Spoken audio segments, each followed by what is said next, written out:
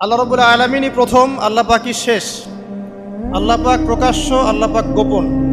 ওয়া হুয়া বিকুল্লি শাইইন আলিম। আল্লাহ পাক বলছেন তিনি প্রত্যেকটা বিষয় সম্পর্কে জ্ঞানী। সূরা হাদীদ আয়াত নাম্বার 3।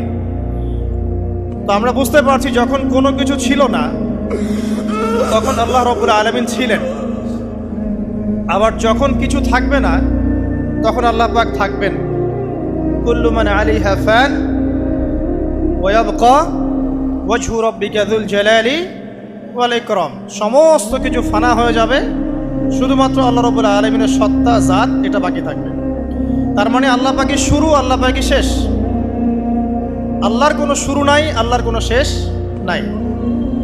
এখন কেউ যদি প্রশ্ন করে যে আল্লাহ সব কিছু সৃষ্টি করেছেন, তাহলে আল্লাহকে কে সৃষ্টি করলো? নাউজুবিল্লাহ। তখন আমরা বলবো যদি কেউ আল্লাহকে সৃষ্টি করতো তাহলে তো সেই সৃষ্টিকর্তা হয়ে যেত, তাই নয় কি? এইভাবে এক এক করে যদি আমরা পিছনের দিকে যেতে থাকি তাহলে একটা পর্যায়ে গিয়ে তো আমাদেরকে থামতে হবে। আমরা যেখানে গিয়ে থামছেন সেটাই হচ্ছে আল্লাহ রাব্বুল আলামিন। আল্লাহ পাকের আগে কিছুই ছিল না, বরং অতীত, বর্তমান, ভবিষ্যৎ এটা সময়ের মধ্যে আছে, যে সময়ের মধ্যে আমরা বাস করছি।